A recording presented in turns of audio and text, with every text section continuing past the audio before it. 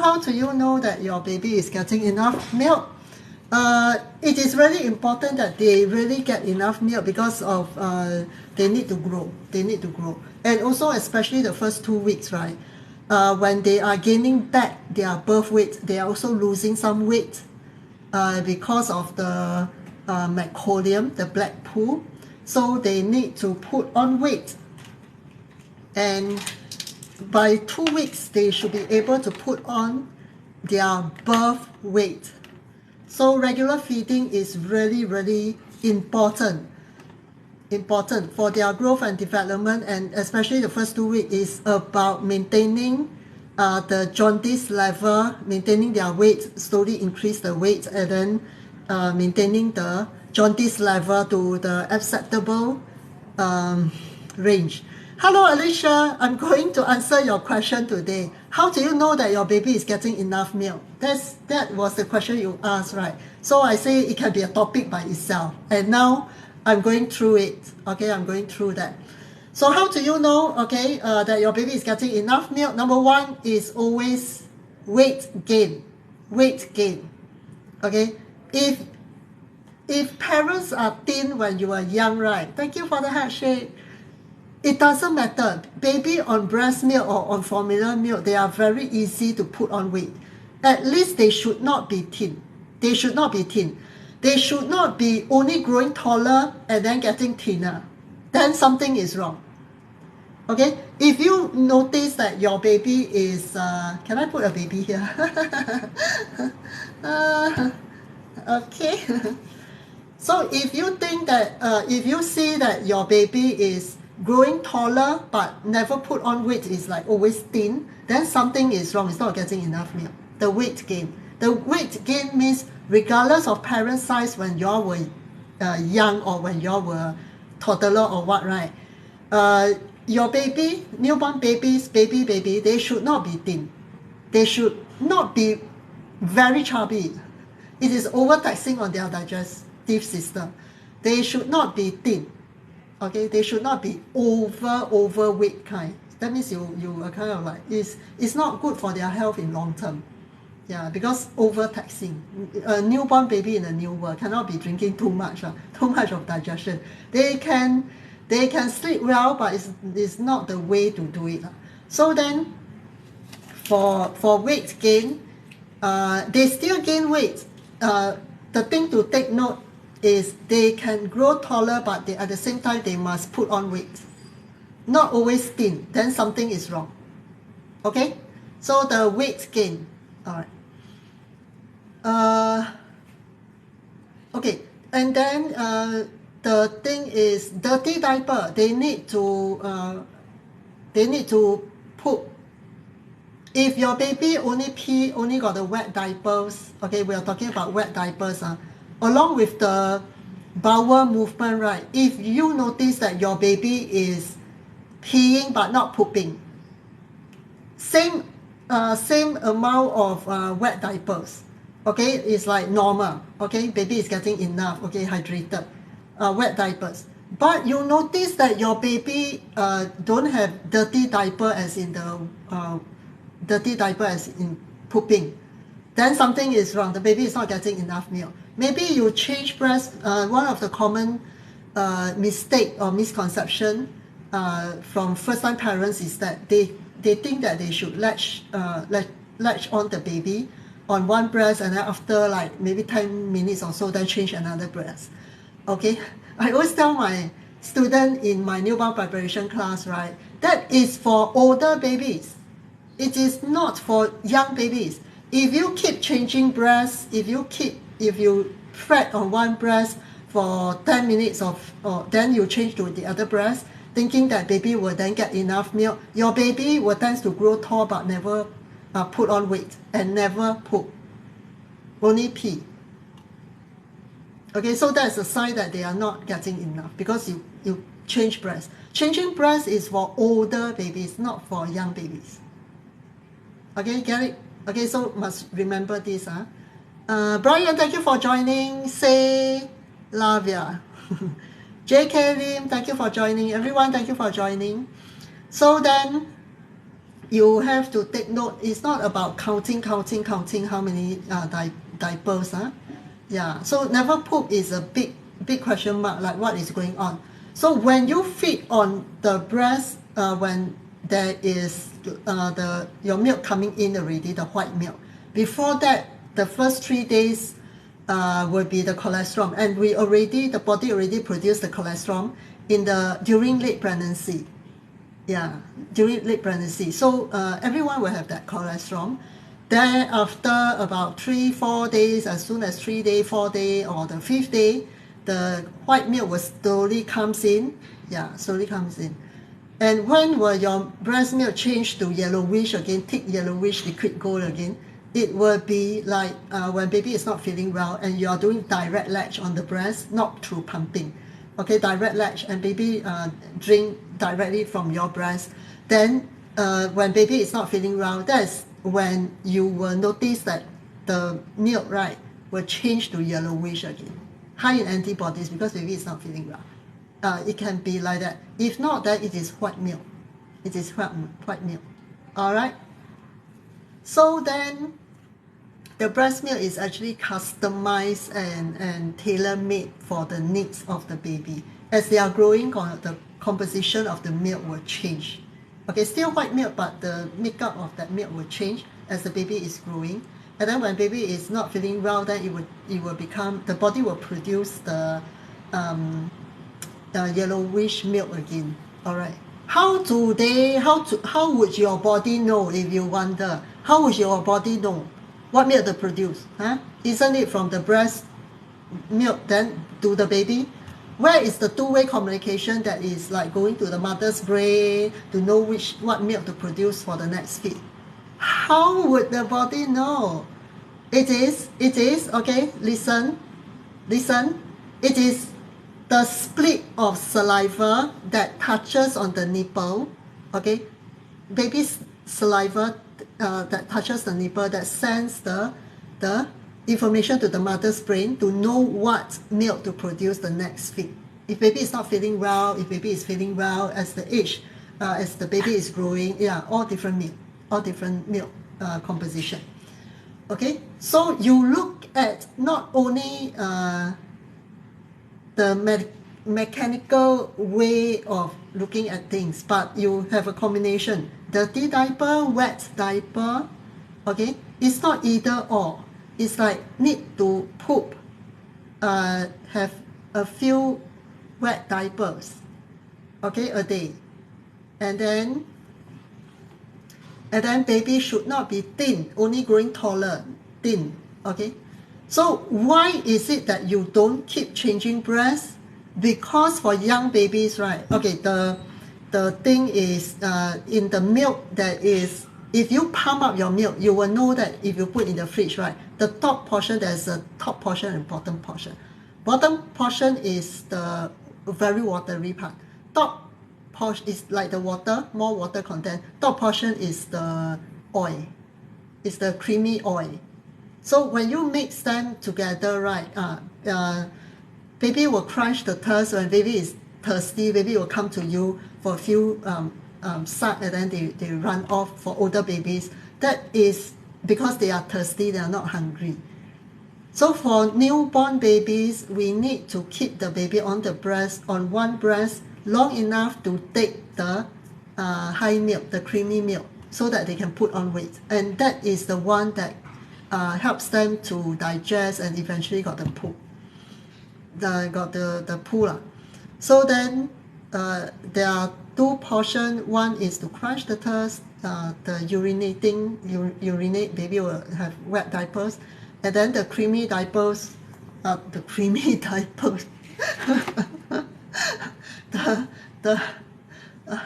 fatty portion, high milk, the fatty portion will be helping baby to put on weight. And after digesting the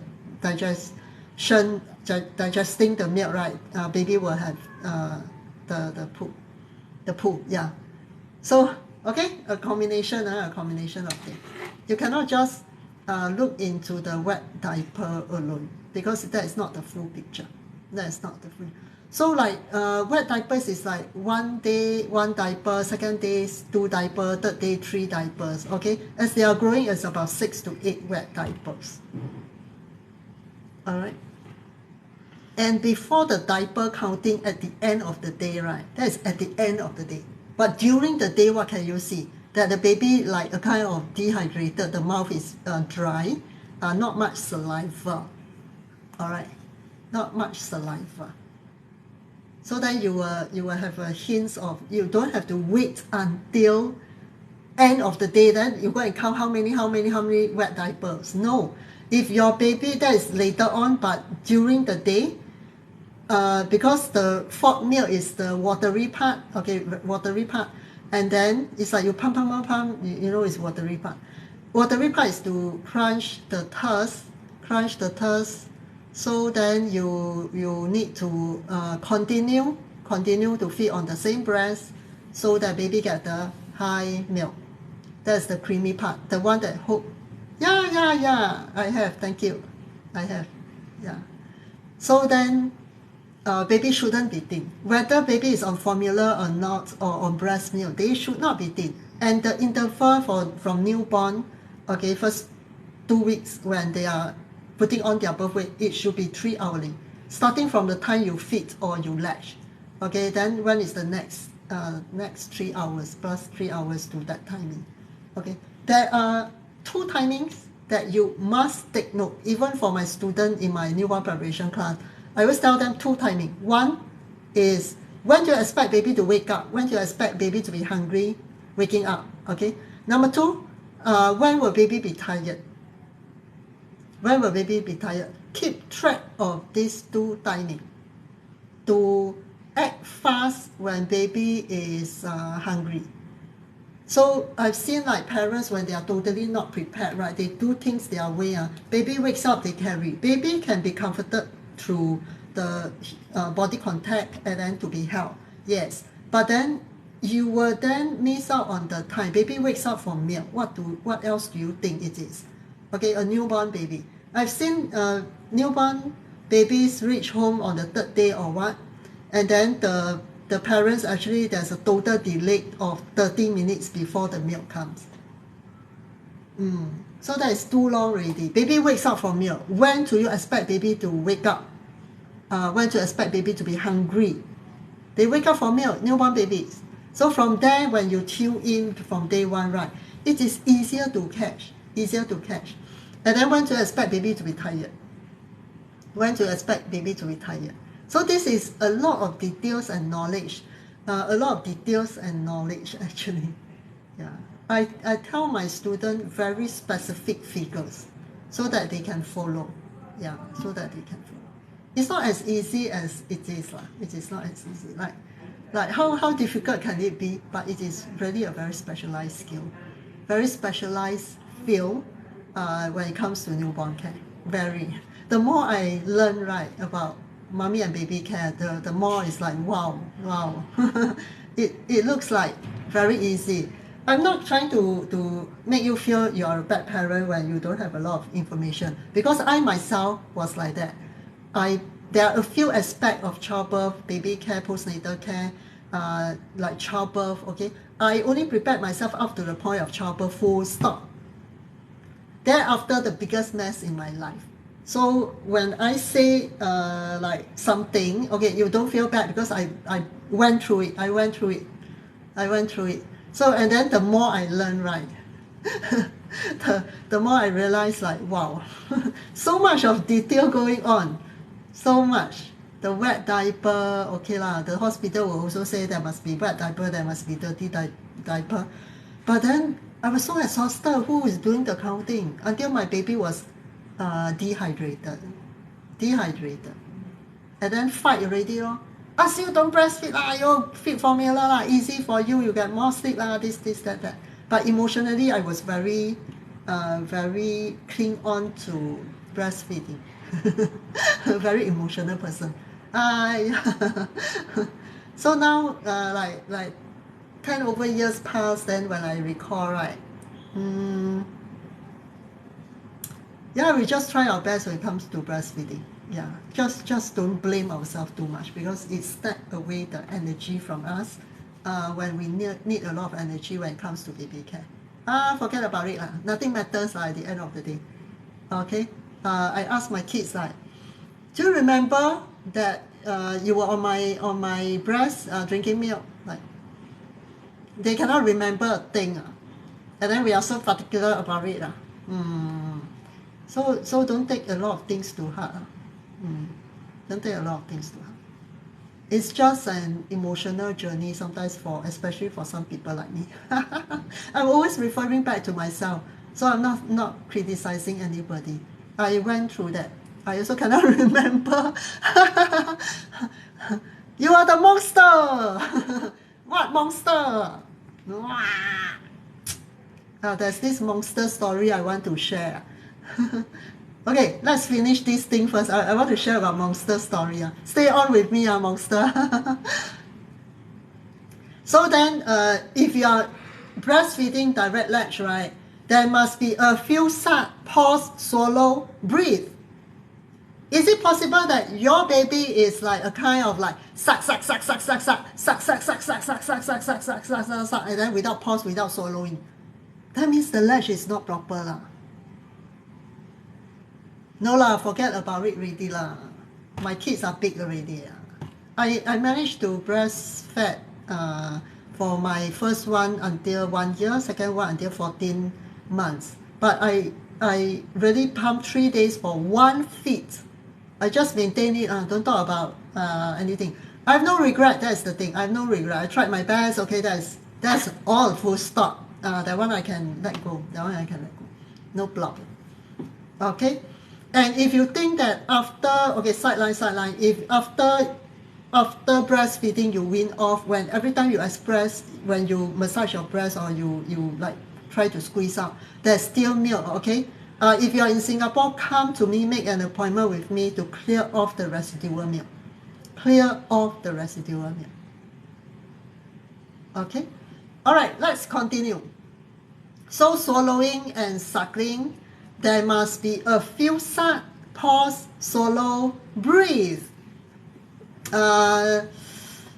Is it painful? Is it painful? A little bit lah, a little bit. When you totally wean off, come back to me. Do 3 sessions 2 weeks apart. 2 weeks apart to clear off the residual milk. Okay, so we spread out over 3 sessions. It is not like 1 session you're going to do it, then it is very super painful. But 3 sessions it is not. So 2 weeks apart for 3 sessions to clear off the residual milk from both breasts. It is more for the woman's breast health, because what is not being reabsorbed by the body, it over time liquid things becomes hardened, and we never know what that hard lung will turn into when we're under stress or what. So it's for women's breast health in long term. So then the swallowing, okay, I always ask the husband, okay, place, the husband can what? Place the hand, okay, don't press, place. You place, okay, if you, when baby is suckling, if there's any like pulling, you feel something underneath like pulling, every suck on the breast, then that means it's a good latch. If not, like baby is just nipple sucking, then baby can't get the milk. Baby will grow taller, there's wet diaper, but then baby is not pooping. Baby is not pooping. And what is more important is baby like latch 20 minutes or what, okay, suck, okay, and then when you place your baby down, baby starts crying. There's no satisfaction after feeding. Then you know that baby is not getting enough milk. Like every 5 minutes, baby simply can't leave you. Baby simply can't leave you alone. It's always want to be on your breast. That means something is wrong. The positioning is not right. The latching is not right. And then you never massage your breast, and you probably a few reasons. Because when baby latches on, it doesn't mean baby is getting the milk. Okay, what if there's blocked ducts? What if slowly there's engorgement? You don't know. Yeah. So every time when there's engorgement, very serious engorgement, a kind of like, okay, what's very serious engorgement? I must say, if you have like grapes, like all the milk ducts all like already swollen kind, okay, all the milk stored inside, like grapes, that means it's very engorged already. It's very engorged already. So in such case, when baby latches on, baby will not be able to get the milk out. When you pump, you can't pump out the milk, like one drop can, but after that, still very engorged. And when you try to massage, it doesn't work. Worst is you use what? Take note. Warm compression. It's already expanded, agree, that's why it's engorged. It's already too much inside, it's already expanded. You still use warm compression. You want it to expand further, is going to be very painful because warm expands. Hello, football fans! Yay! Ong Sui Suan, thank you for joining. Stay on. Later on, I'm going to share a monster story. Monster. So there's no satisfaction after feeding. Every time like baby wants to be on your breast. And when you put the baby down, there's no sign of tiredness or no.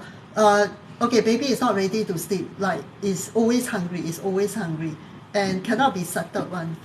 All right, there's no alert and active time. There's no alert and active time. Baby is always tired, always want to be on your breast. When you put down, cannot.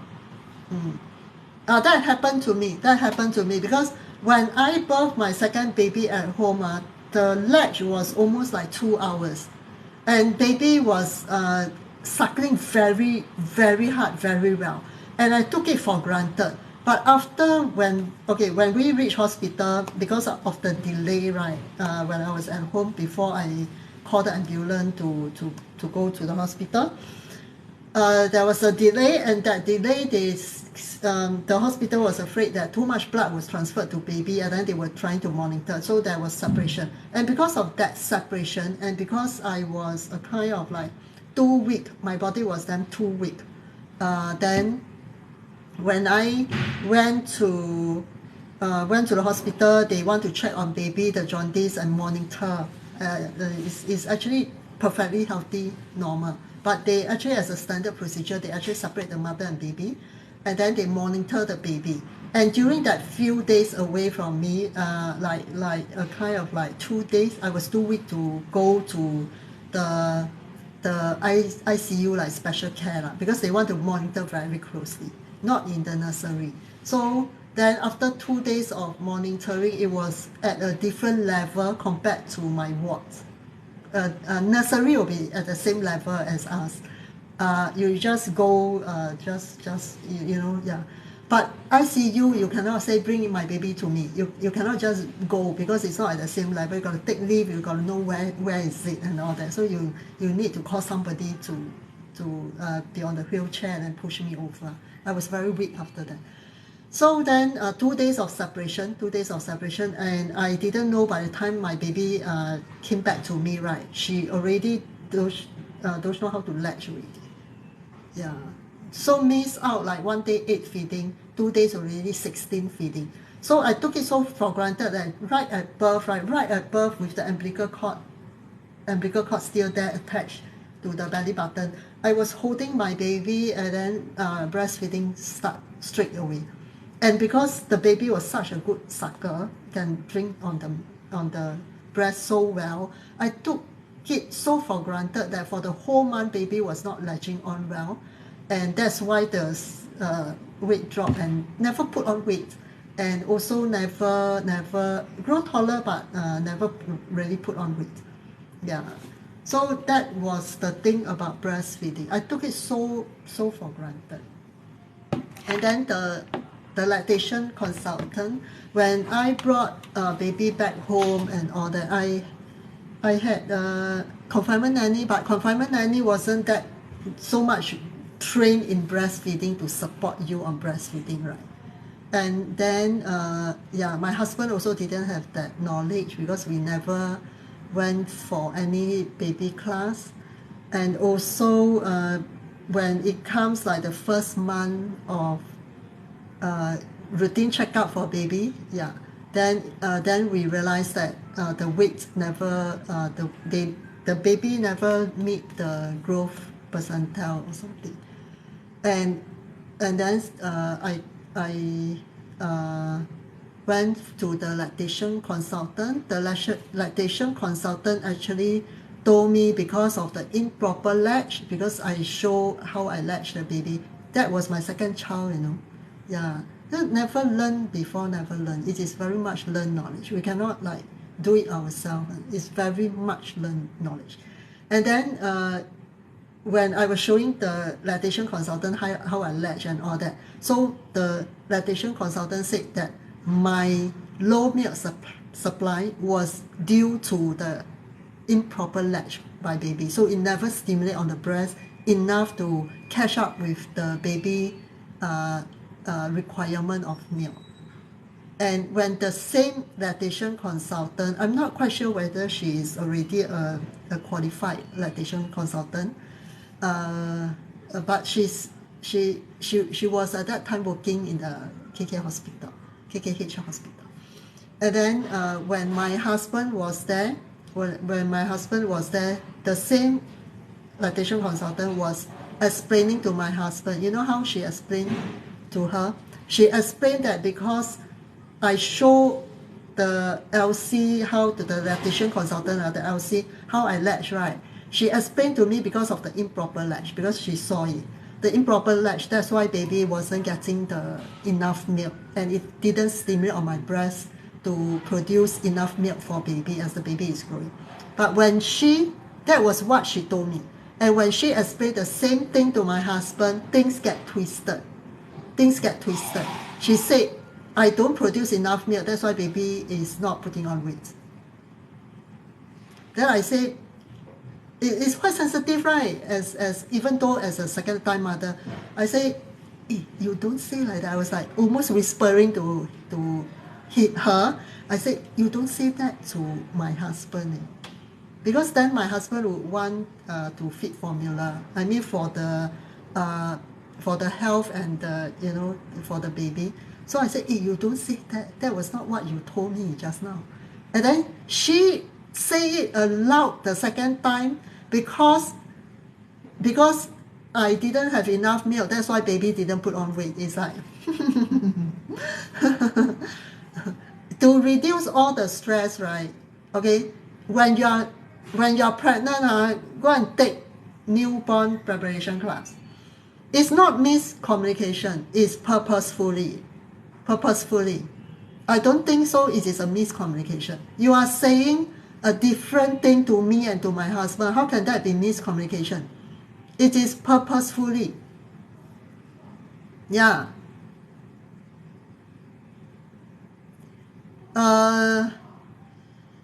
She can be just like some baby doctor, right? When they talk to the new mother, they can be quite insensitive, and then it end up with like more heartache for the wife to talk to the husband, like about breastfeeding. Like at night you don't have to comfort latch, at night you don't have to breastfeed. Okay, the baby was 15 months old and all that. There are some baby doctors who are more tactful in the way they talk, more tactful. But the way that Elsie taught was very purposeful. It was not because of lack of communication skill. It was not like that. It was very purposeful and right in front of me also. And I already told her, hey, don't say that too. It's very stressful, no, for a new mother. Isn't it better for first time new dads and new mommy to be during pregnancy to come and attend my newborn preparation class so that you can like a kind of prevent all the stress. It was the stress that was not necessary. Agree or not? If I already learned, but because I didn't learn, there was a few aspects when it comes to childbirth. I only prepared myself up to the point of birth. My birth was beautiful, then so what? After that, biggest mess in my life. And my depression took me like at least 8 years to recover. And no one understood me, okay? No one understood me.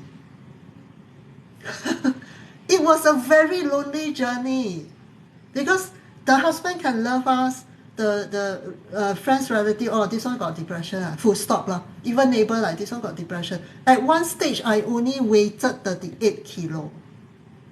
At one stage, I only weighed 38 kilo because of my depression. And the depressed mom cannot take care of another little one. Come on. It was big mess. And the guilt of not having enough knowledge to take care of my growing up baby and child, right? My guilt was until when, recently, my boy just changed the voice puberty. Then I like a kind of automatically just let go. Magic, just like, just let go. I do not wish anyone to go through the same type of stress I did. Like, no point. It is very simple when you do it, when you learn it in a systematic way. Yeah, it is very, very simple. So then my baby girl was always like, when you place the baby down, baby was crying, always want to latch. And it didn't cross my mind for 1 whole month that the latch was not proper. I took it so for granted. That's why it is not a one woman's job. You cannot rely on the confinement nanny. You cannot rely on your husband. My husband, my mother-in-law was there standing in front of me, but they couldn't help me with the latching. The first time I brought my baby boy home, right, the first child, I tried to latch for 1 hour, but I couldn't. They were just watching. They cannot help. They couldn't help. It is a very much learned knowledge. Yeah. I was so naive to think that I want to exclusively breastfeed my child. Without knowledge, oh my God. Without knowledge, And then when it comes to jaundice, right? Jaundice, it can show up only on the 3rd day, 4th day after baby is born. And then when they're under phototherapy, there's no way that the baby can come to your breast to latch and suck hard. No way. Because they'll be like, cannot. You have to extract the milk. And if the husband never learned how to massage the breast, how to extract the milk, then the wife needs to what? How are you going to do all this? And with the 3-hourly feeding, how are you going to cope? Motherhood is an extreme